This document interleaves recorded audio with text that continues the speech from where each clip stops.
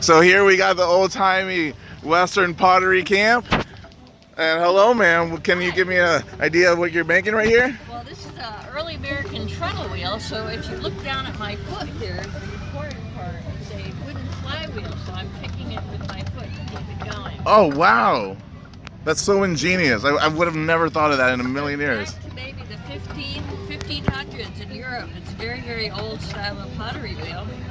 And it works just fine. It goes very slow. And I am making little tiny pots on here. I see that. They're pretty adorable. They are fun to make, and I don't have to bring much clay with me when I travel. Yeah. And I bring them back home, fire them, and bring them to the next place. Wow, they're beautiful. Thank you.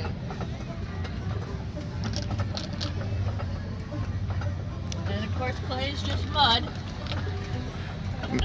And what got you into doing this time period with this style? Well, I live in a really old house in Connecticut, and so I've always been doing old-timey stuff. You know, I learned from my mom all the knitting and canning and all that stuff. And when I took pottery in high school, I decided I should do something that nobody else does anymore. And so I started making those down there. They're called mocha-ware. Mocha-ware. They're made with tobacco juice. Really? The design is made with a tobacco juice tea.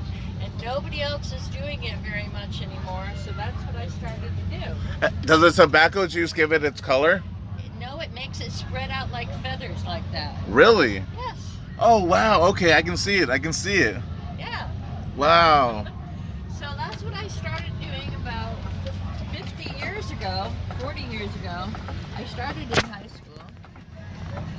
But when I go to fairs, I do the little ones because I don't have to bring much clay. Yeah. And they're a lot of fun.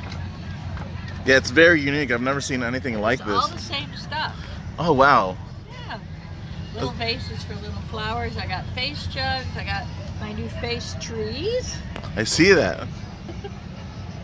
And now, what time period would they be using something like this? This wheel is from, well, in America we used it from the 1700s up to about 1920, 1930 when we started using electric wheels. Okay. But these, go farther back than that. But when the Europeans came over here, they were English Germans. They brought this kind of wheel with them. Wow.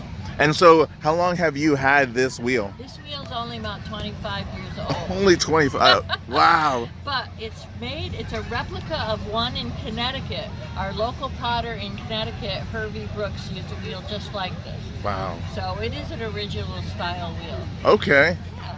Wow. Well, hey, thank you so much for sharing this with us. I'll definitely post it on my channel and share it with the world. Thank you. You have fun. Thank you so much. It looks like you're having fun. Oh yeah, this is definitely one of the highlights of my night. I love old history, things like this, and I'm actually currently doing a Western theme on my YouTube channel, so this is absolutely perfect.